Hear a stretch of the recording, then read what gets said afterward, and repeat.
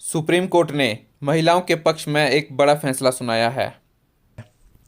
अब बेटियों का पैतृक संपत्ति पर अधिकार होगा।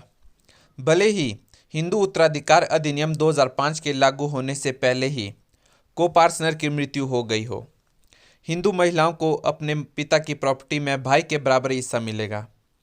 दरअसल साल 2005 में ये कानून बना था कि बेटा और बेटी दोनों को अपने पिता की संपत्ति में समान अधिकार होगा।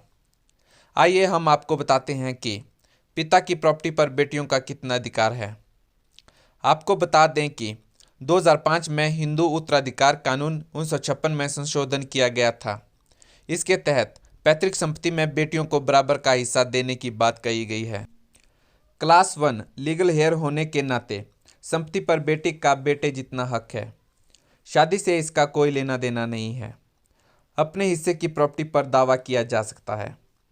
हिंदू कानून के तहत प्रॉपर्टी दो तरह की हो सकती है। एक पिता के द्वारा खरीदी हुई, दूसरी पैतृक संपत्ति होती है जो पिछली 4 पीढ़ियों से पुरुषों को मिलती आई है। कानून के मुताबिक बेटी हो या बेटा, ऐसी प्रॉपर्टी पर दोनों का जन्म से बराबर का अधिकार होता है। कानून कहता है कि पिता इस तरह की प्रॉपर्टी को अपने मन से किसी को नहीं दे सकता है, यानी इस मामले में वह किसी और के नाम वसीयत नहीं कर सकता है। इसका मतलब यह है कि वह बेटी को उसका हिस्सा देने से वंचित नहीं कर सकता है। जन्म से बेटी का पैतृक संपत्ति पर अधिकार होता है। पिता की खरीदी गई प्रॉपर्टी पर क्या है कानून? अगर पिता ने खुद प्रॉपर्टी खरीदी है, यानी पिता ने प्लॉट या घर अपने पैसे से खरीदा है, तो बेटी का पक्ष कमजोर होता है।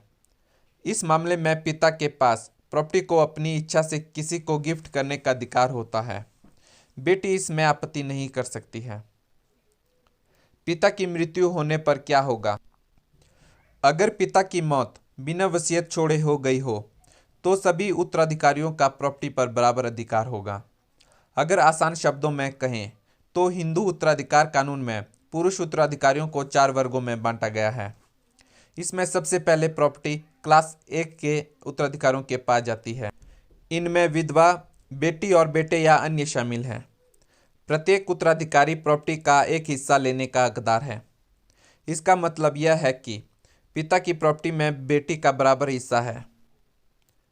बेटी का जन्म 9 सितंबर 2005 के बाद हुआ या उससे पहले, पिता की प्रॉपर्टी में बेटे का बेटी जितना अधिकार होगा, फिर चाहे पैतृक संपत्ति हो या सेल्फ ऑक्यूपाइड। अगर पिता की मौत 2005 से पहले हुई है तो बेटी का पैतृक संपत्ति पर कोई अधिकार नहीं होगा। सेल्फ ऑक्यूपाइड प्रॉपर्टी को पिता की वसीयत के अनुसार बांटा जाएगा। तो दोस्तों, उम्मीद है आपको ये वीडियो पसंद आई होगी। तो फिर वीडियो को लाइक, कमेंट और शेयर ज़रूर करें, और साथ में ही हमारे लॉ अपडेट्स यूट्यूब चैनल को ज़रूर सब्सक्राइब करें।